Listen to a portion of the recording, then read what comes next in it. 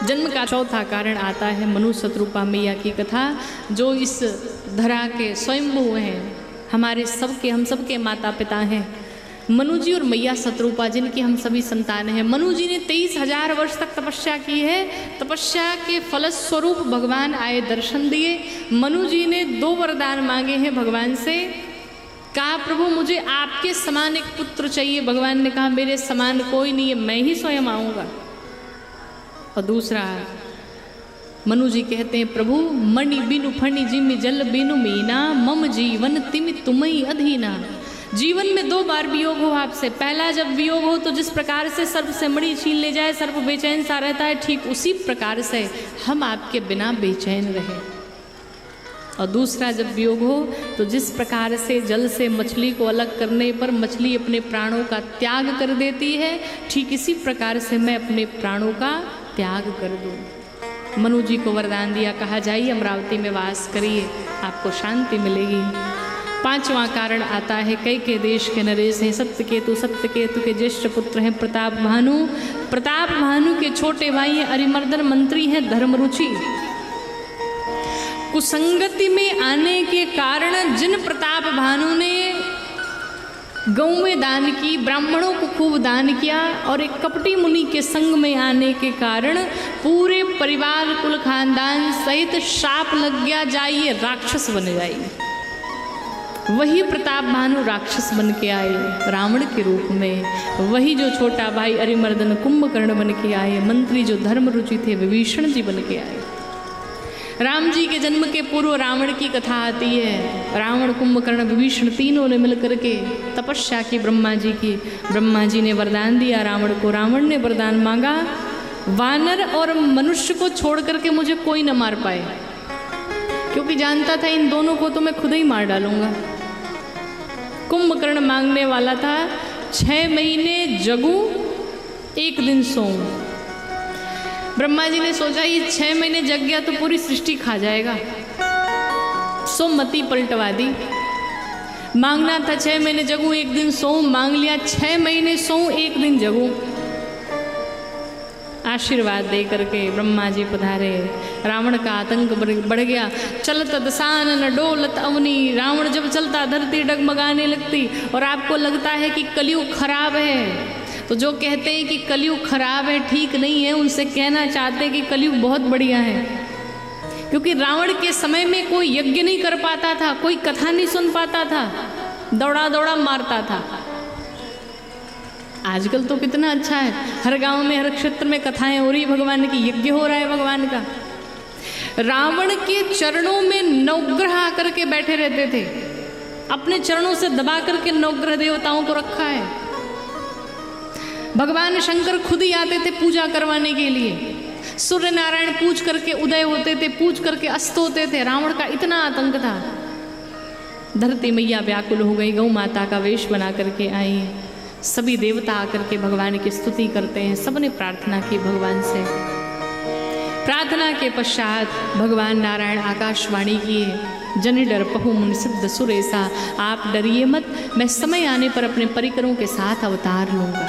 अब ये कथा पहुंची श्रीधाम अयोध्या जी में। उसी श्रीधाम अयोध्या जी में चक्रवर्ती सम्राट महाराज दशरथ विराजमान हैं, जो कि धर्म की धुरी को धारण किए हुए हैं, जिनके हृदय में, जिनकी मति में साक्षात भगवान नारायण धनुष बाण लेकर के विराजमान है, लेकिन मन खाली है। और मन खाली है इसीलिए ग्लानि हो गई है कि एक बार भूपति मन माहे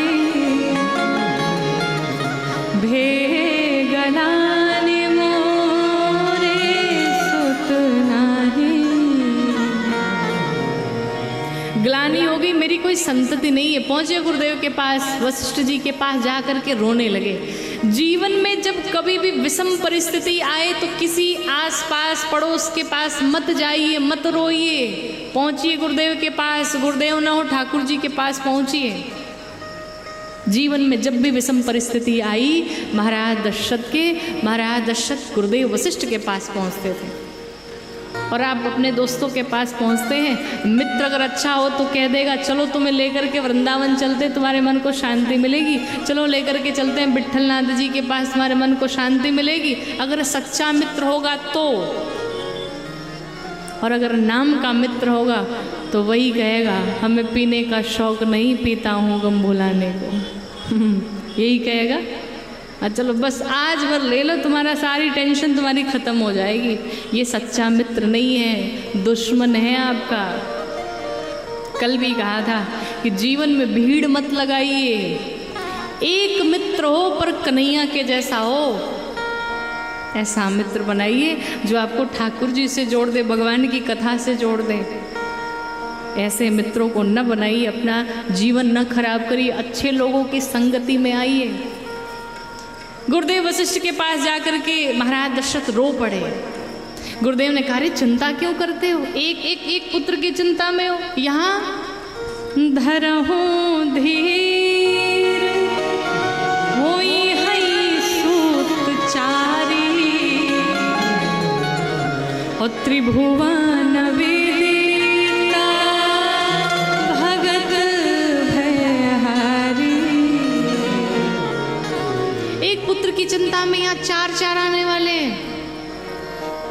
और वो भी साधारण नहीं होंगे, अपने भक्तों के भय का हरण करने वाले होंगे। क्यों चिंता में?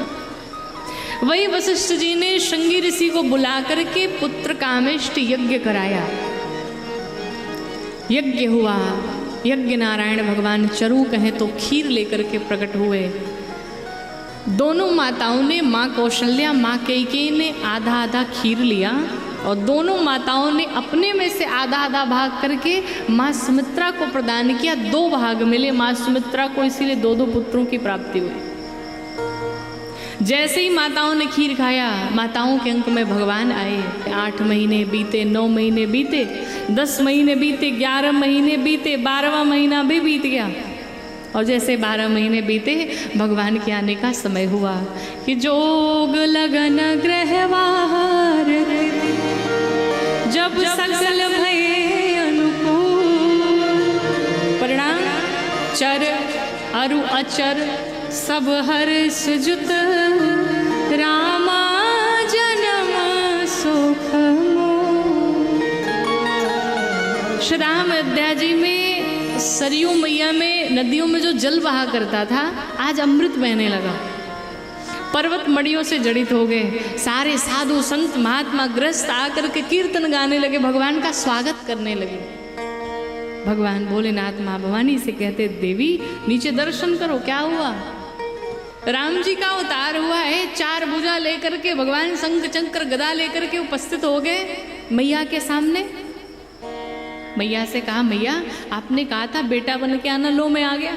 मैया ने कहा बेटा नहीं, आप बाप बन के आए हो। कई बेटे ऐसे पैदा होते, अरे आप शिशु बन जाओ, गोद में लेने योग्य बनिए। भगवान एकदम शिशु बन गए। मैया और क्या क्या करना है? मैया ने कहा देखो बात नहीं करना है, चुप हो जाओ, रोना है। पर देखो यहाँ गोस्वामी जी ने लिखा कि मैया कहने को तो कह दी कि रोना है, पर ये कहना भूल गई लाला 5 मिनट रो के चुप हो जाना। गोस्वामी जी क्या लिखते हैं कि सुने वचन सो जाना, रोदन ठाना। भगवान ने रोना ठान लिया, और अवधि में ठानने का अर्थ आपको पता ही होगा। हमने के भोजपुरी में कहल जाला बियाह ठानाइल बा, कहते हैं ना बियाह ठानाइल बा, मतलब अब ठान लिया गया, करके मानेंगे। बियाह ठान लिया जाता है। तो वैसे ही राम जी ने रोना ठान लिया। कहा मैया अब मैं चुप होने वाला नहीं हूँ, संसार का पिता आज आया है, ऐसे कैसे चुप हो जाओ। ए भगवान रोना शुरू किए। द्वार पर दासियां कान लगाए खड़ी, पहुंची महाराज के पास। महाराज बधाई हो, बधाई हो, बधाई हो, आपके घर में पुत्र का जन्म हुआ है। अरे दशरथ पुत्र जना सुनी कहना, जना सुनी हो ललना मानहु ब्रह्मा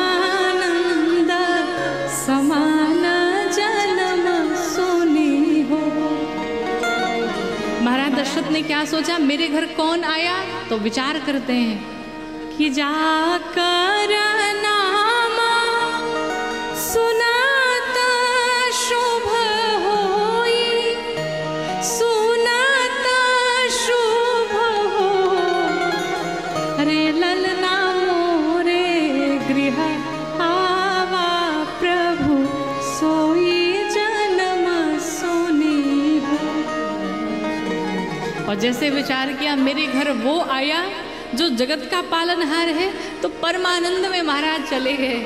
अरे परमानंद पूरी मन राजा, पूरी मन हो, हे ललना कहा बुलाए बजाहूं, बाजा जन्म सुनी हो।